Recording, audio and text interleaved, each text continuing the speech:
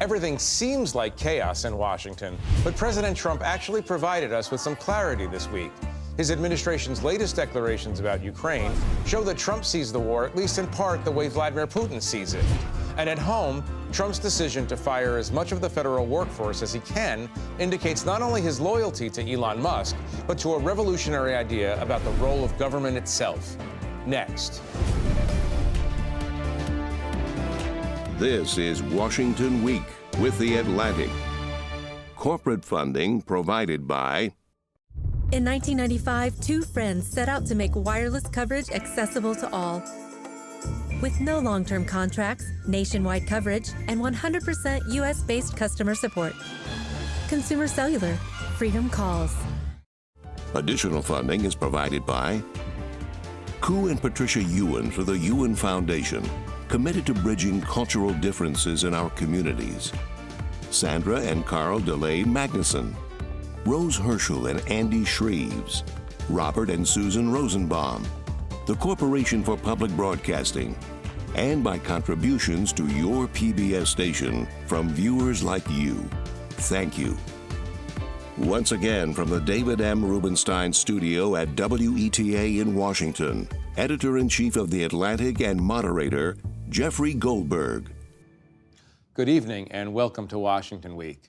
There's too much to discuss this week. War in Europe, a federal workforce besieged, regulatory agencies gutted, and a Democratic mayor of New York feeling very warm feelings about Trump's Justice Department. Joining me tonight at the table to discuss all of this, Eugene Daniels is Chief Playbook and White House Correspondent at Politico. Stephen Hayes is the editor of The Dispatch. Teddy Schleifer is a reporter for The New York Times. And Nancy Youssef is national security correspondent at The Wall Street Journal. Welcome, all of you, especially you first-timers. I hope I said your name right. You did. Oh, that's great. We're starting off on a good note. Let's keep moving. Let's keep going with the momentum. Nancy, we want to talk about DOGE, and we want to talk about this very strange week. And for federal workers, a very fraught week. But I want to talk about Ukraine first. It's been obviously the preoccupation of the international community at the Munich Security Conference. Donald Trump and his Secretary of Defense signaled in many different ways how they really feel about the Ukraine issue. But then J.D. Vance came in and said something kind of different. I want you to, if you can, in 2 minutes, make sense of the Trump administration's current view of where negotiations should go. So let's go through each one of those. So Let's it started do that. with Hegseth, right? Yes. He's in Brussels and he says, basically shows the cards of the administration in terms of what they would bring to the negotiating table. And in doing so, sort of took away the things that were the most important to the Ukrainians. No NATO membership for now.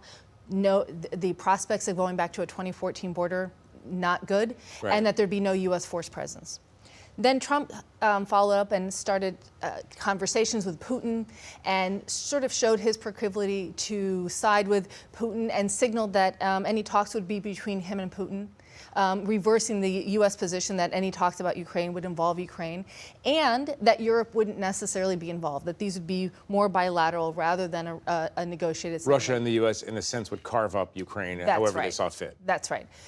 So then Vance, at the end of the week, comes back, and this was someone who was one of the staunchest opponents of supporting Ukraine when he was on Capitol Hill, and he put troops back on the table and sort of tried to bring the position back amid a week of pressure from Zelensky, from European allies. And so we ended the week basically with not a clear path yet towards a negotiated settlement, but a Putin who went from being a pariah 3 years ago when this war started to being sort of brought in by Trump and given sort of a high stature and possible talks. And we saw it reflected in this Russian stock market, which went up, which I think reflected the advantages that Russia got this week from those talks. Steve, what does it all mean?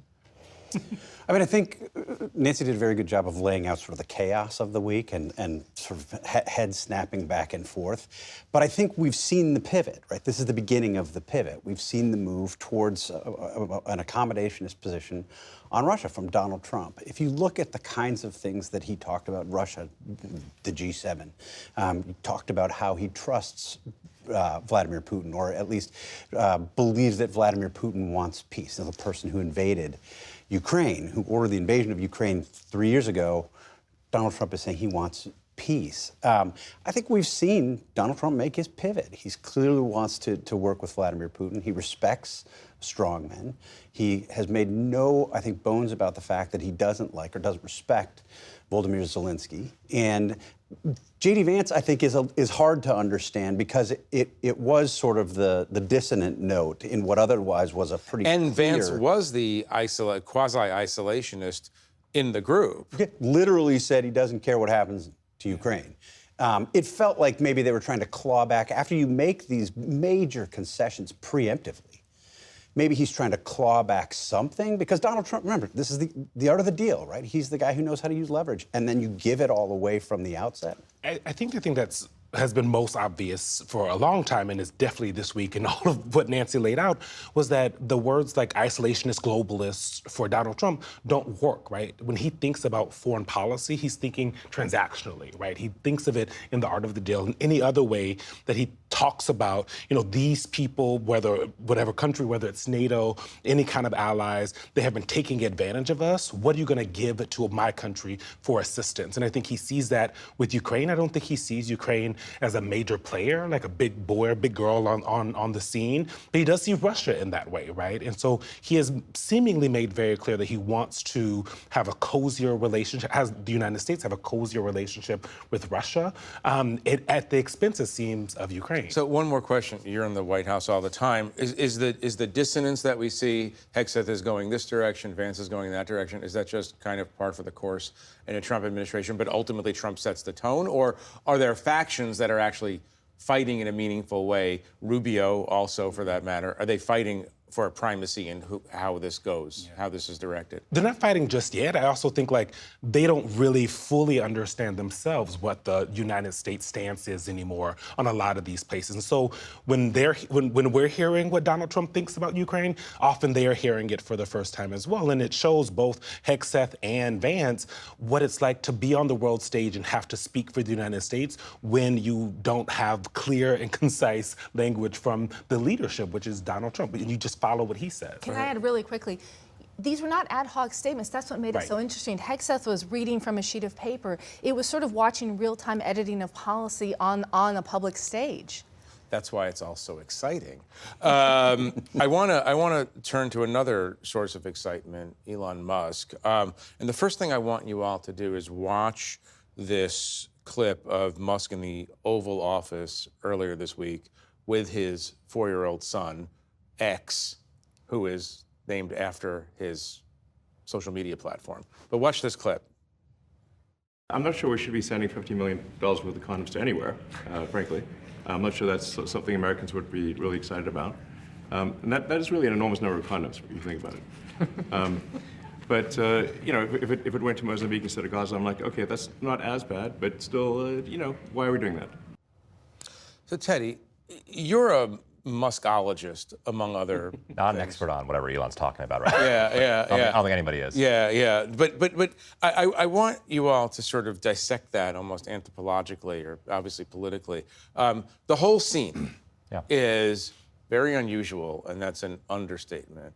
Obviously, when you saw that? What were you thinking about the relationship between Donald Trump and Elon Musk? What were you deriving from that? Well, right before that, Elon was saying I'll make some mistakes with things I say, but we'll fix it later, and hold me accountable. I don't think Donald Trump is planning on really holding this guy accountable. I've wondered that is we might care that he said Gaza, he meant Mozambique, but is there any public? The only person who theoretically could be holding him accountable is not the kid on the shoulders. It's probably not really us. It's the person who's sitting a couple feet to his left. And Trump during that entire press conference looked very bored.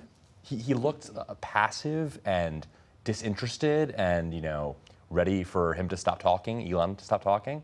But at the same time, Elon is obviously taking on more and more territory in Washington. And I wondered whether or not Trump is just careless on this, or is he going to wake up in 6 months and kind of realize what's happened? Because I do not get the sense that Trump is prepared to really be minding the story. Well, I mean, it's the big parlor game in Washington. Trump and Musk even joke about this now. When are they going to break up? Yeah. It's the Valentine's Day show. We're going to talk about their relationship. I'll ask you. I mean, it doesn't seem like these are two stable isotopes, right? In a friendship built on mutual affection and respect. They are very, very transactional people, and obviously very improvisational people. Do you think that this is a lasting phenomenon? I mean, given the way that I feel like the conventional wisdom in Washington is going to implode tomorrow, I feel contrarian to thinking it's going to last, 6 months. I mean, Elon is supposed to be there until, or at least be involved until July 2026, when they're going to put out this report, that's a little over a year from now. My sense of people, and this is informed based on some conversations with people in the Trump circle and in the Elon circle, is that there's a dependence here. Elon has a celebrity that Trump really admires genuinely. He has the ability. He also has more money than any other person. Yeah, in the world. and Trump is from people I've talked to. Trump is he was very impressed by going to see the rocket launch in Texas during the transition. Trump doesn't know anything about this. It's not like his kind of real estate or finance or media rich guy friends who Trump thinks I know about this stuff. There's also the sense that Elon is not even if you kicked him out of the Oval Office there, he has this platform. He has a cultish following with young men who obviously have flocked to Trump too. I don't really know what a divorce would even look like. Right. Steve, what did you make of that scene? Yeah, I mean, everything Teddy said.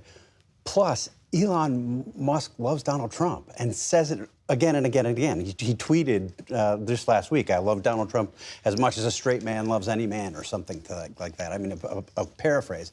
Look, I don't think Donald Trump brought Elon Musk in initially because he wanted him to get something done. It wasn't that. It was because he supported him in the campaign. He liked having him around. He's impressed by rich and powerful people. But Elon Musk has experience making things efficient, and the prospect of bringing him in to make the federal system, the administrative state, more efficient, I think appealed to Donald Trump on sort of big picture level and really appealed to Elon Musk. This happened, by the way, in the first Trump term, Trump 1.0, there was a big deregulation effort, all of it sort of quiet, behind the scenes, very effective, where a bunch of policy wonks, big Republican donors had gotten together, put together a couple binders, given it to Donald Trump and said, "Here's your deregulation plan." And Trump wasn't very interested. He's not a policy guy. He's not a details guy. He didn't care about limiting the size and scope of government. But he said, sounds good to me. Put this team to work. They were very effective in deregulating these Wait, are you agencies. suggesting, and obviously White House correspondents jump in here, are you suggesting that Trump doesn't even know what Musk is making more efficient?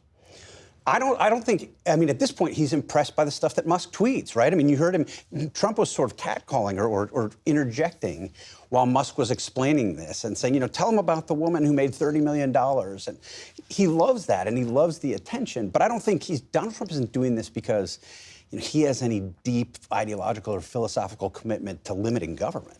Yeah, right. The press secretary this week, held up in front of the press this kind of list. She called it a report, like a Doge report. So they are getting some kind of report from the Doge folks about what they're doing. They have that account on Twitter. Donald Trump has made very clear, and Elon Musk has made very clear that there is some kind of communication between the two of them. But when I watched that video, and when you look at how the first Trump administration went, anytime he was standing next to anyone, they would all see the spotlight to him. So it was fascinating to see him do the opposite. And I think there's two ways to kind of look at it. One is the way that the left, I think, has been looking at it, according to X and Twitter, is that you have the president sitting at the table while Elon Musk is holding court, and that in their eyes diminishes Donald Trump in some way. The other way that the Trump folks are looking at, and I think that is probably more accurate, is that the Time magazine Resolute Desk, cover came out. And then Donald Trump invites Elon Musk to come. He sits behind the Resolute desk. "I am the president, I am powerful," while allowing Musk with his son on his head and not wearing a suit, kind of hold court, right? That, and I think in Trump's eyes says, this is a staffer who is working for me. Look at me, I'm still sitting behind the Resolute desk while he's talking. Right.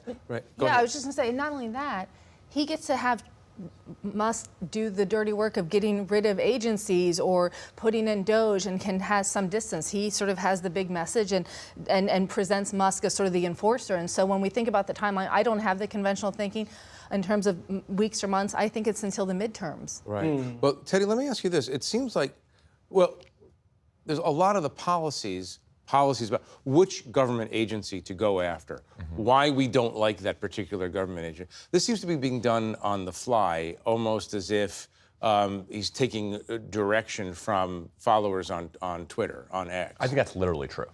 Go ahead. I mean, I think that Elon Musk is literally driven by the 500 people that he follows on Twitter, and that it is, like and some of these people are pseudonymous accounts. Like I know people who, during the transition, when they wanted Musk to support a certain candidate for a job, would try to get that information in front of one of those pseudonymous accounts to tweet nice things about that candidate. Like, I mean, the people who, I know this sounds ridiculous, the people who Elon Musk follows on Twitter are some of the most important people in American culture. They are literally sometimes anonymous accounts driving Musk's choices that are then endorsed by Donald Trump. You can see it on Twitter or on X when someone will tweet something ridiculous and not verified, and then Elon will respond with interesting, and then I mean that was funny. Maybe I don't know. Maybe it was ever. I don't know if it was ever funny, but it was smirk-worthy a year ago. But now that information is then put into action, and then suddenly the Democratic elected president is doing whatever that guy said was interesting. Right. Well, I want to suggest that it's not funny for a large group of people. I want you to watch this one clip of Musk talking about this. We do need to delete entire agencies as opposed to leave part of them behind. If you don't remove the roots of the weed, then it's easy for the weed to grow back. So he is talking about, and this administration is talking about now, laying off, firing, literally hundreds of thousands of government employees. And Eugene, they're talking about Americans who happen to work for the federal government as weeds that need to be uprooted. Does this come back to haunt them in some way, or is there so much anti-government fervor in the country right now that this is going to be widely accepted? Possibly, right? And it may not come from the American people. If Congress, he's saying he wants to delete these agencies, he cannot do that, right? Legally, these have to be created and destroyed, I guess. Yeah, but wait. He's done a pretty good job of deleting USAID, for instance. It still exists nominally. But the thing, it still exists, right? He didn't delete the organization. And I talked to someone recently who got a letter that they were laid off and they're done at one of these agencies. And the letter had that their job was no longer in the public interest, right? Wow. And so, which, knowing the work that this person does, I don't know that that's true.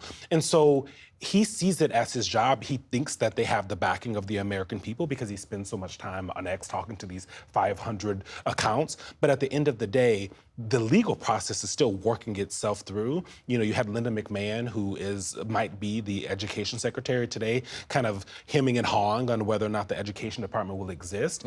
It was put into, it is by federal mandate from Congress, not from the executive branch, that this exists. So if Congress, when they don't seem to be doing so, doesn't stand up and say, hey, you can't do that. Republicans aren't doing that. Democrats are, but they don't have any power. Steve, you're a student of Republican politics, conservative ideology. Ronald Reagan wanted small government. Right. Is this really less dramatic than we think, or is this some kind of signal change between what Reagan sought and what Trump is doing? Well, I think it's different because it's Trump, right? I mean, Donald Trump didn't campaign in 2016 as the guy who's going to reduce the size and scope of government. It's just not who he is. It's not what he believes. And in many cases, he was willing to spend more. He's responsible for $8 trillion in additional federal debt in a space of 4 years. So this is not consistent with what we've known about Donald Trump, but it is consistent with a critique that conservatives, myself included, have made of the administrative state. It is out of control. There is a lot of waste, fraud, and abuse. There are reasons to go through in a systematic way and do some kind of audit. I think it's just this kind of audit, which, to Teddy's point, is this is chaos, and I do think he's being responsive to audit by Twitter, what's coming on Teddy Twitter. is describing. Right, and I think, just to go back to that point, if Musk got involved in this because he believed he could make this more efficient, and there are definitely ways we could make the payment systems more efficient. People have been studying this for years. I think he loves the cutting and the gutting because of the feedback loop, because he's getting this. You're not going to get a lot of people giving you high fives on Twitter or liking your tweet if you say, we really need to make the payment system more efficient. But you are if you say, we're blowing up this thing. I have a quick question for Nancy on this. They might pivot toward the Pentagon, which you cover. They get away with this in the same way that they're getting away with it at USAID? No.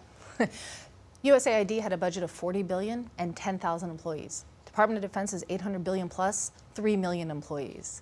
And so just the scope and scale of it is much bigger. Moreover, USAID didn't have a constituency in the United States. It didn't have legislators. Their constituency were underserved communities around the world. The Defense Department, their funding touches every part of this country. And so trying to sort of eliminate wholesale departments or parts of the department is much, much harder. And it has a national security element that it has not been sort of vulnerable to these kinds of things in the way that other agencies have been. So there's already been hints, even from Trump himself, that you have to sort of trim things rather than sort of take a sledgehammer to some of these policies. Right. Eugene, I want to talk about something that you're very deeply involved in at the moment. The White House has decided to ban the Associated Press reporters assigned to the White House from Air Force One and from various Oval Office activities for refusing to call the Gulf of Mexico the Gulf of America. You're the president of the White House Correspondents Association. What do you have to say on that? Yeah, I mean, I think, we've released statements this week, and the WHCA stands with the AP because news organizations should be able to make editorial decisions, which is exactly what this is, without punitive reaction from any federal agency, and especially from the White House, without any kind of punishment. And that is what we're seeing here. And I think at the end of the day, it is also bigger than the Associated Press, right? This is where this conversation is about the Associated Press. We're watching the Associated Press being locked out of things in which they have been a part of for a really long time, decades, some longer than some of us have been alive. But at the end of the day, this is about news organizations within the WHCA and around the world being able to make those editorial decisions. What's Playbook's position on the Gulf of Mexico? You have to ask somebody else. But I think at the end of the day, we should be able to make that same decision. Right. Does anybody else have any thoughts on that? Because I don't remember, and you might, I don't remember another time when the federal government has tried to punish a news organization for a strictly editorial decision like that in that realm. Well, I think we'd be remiss to not note that the vice president was in Munich today, gave a speech and warned Europe that the enemy is within, and part of it is not allowing freedom of speech. And so on the same day to be giving that speech and then have this action taken, and we should note this is for not calling the Gulf of Mexico the Gulf of America. Even in the AP coverage, they note that the president has a different name. It's such a granular point to have this hill to sort of die on. And I think it was striking to me that on a world stage, the U.S. was admonishing its allies and partners for freedom of speech, and then within hours took this action. I think it's better to see this not as an isolated incident, but as part of a long pattern from Donald Trump himself. I mean, remember at the beginning of his first term, he gave an interview to Leslie Stahl, and they were talking off camera before the interview, and she asked why he constantly attacks the media. And he said, I attack the media to discredit you so that when you say negative things about me, nobody will believe you. So was this a setup? Was this whole thing a setup? I mean, I think they're probably looking to pick some fights, right? They're not going to lose. This is something that sort of the MAG world is going to cheer. They love this. Stick it to these wire services, stick it to the mainstream media. And at the same time, they're bringing in all of these alternative media sources. They've got their new chair, new media chair. They're bringing in other people to ask questions. I think this is part of a deliberate campaign to undermine trust and confidence in the mainstream media and replace them with these alternative sources. Right. I wanted to get to the Justice Department and Eric Adams, but running out of time, unfortunately. I did want to ask Teddy on this general subject. You cover a lot of the Silicon Valley oligarchy or billionaires, potentates, who have shifted right in recent years to Trump's benefit, obviously. A lot of resentment there against the mainstream media as well. To some extent, I think it's almost more than Trump sometimes. What is the root of this, and what are the political consequences of this? I mean, let's take Elon Musk for example, just as the case study here. I mean, I think a lot of this dates back to COVID. It dates back to the beginning of him. He used to love the media. All these people who were super wealthy, have been praised and licked up and down and put on magazine covers for years. And then what you saw was, the rightward shift. These people got really tired with COVID, and now suddenly they feel that we're the enemy. In a way, I really do think some of the people I cover hate the media more than Trump does. That's a disturbing observation. I appreciate it, though, and I appreciate you sharing it with us. Unfortunately, we do need to leave it there for now. There's just too much to talk about these days. I want to thank our panelists for joining us, and I want to thank you, the viewer, for joining us as well. For McKay Coppins' look at the war inside the Murdoch family, please visit theatlantic.com. I'm Jeffrey Goldberg. Good night from Washington. Corporate funding for Washington Week with The Atlantic is provided by Consumer Cellular. Additional funding is provided by Ku and Patricia Ewan for the Ewan Foundation, committed to bridging cultural differences in our communities. Sandra and Carl DeLay Magnuson, Rose Herschel and Andy Shreves, Robert and Susan Rosenbaum, the Corporation for Public Broadcasting, and by contributions to your PBS station from viewers like you. Thank you.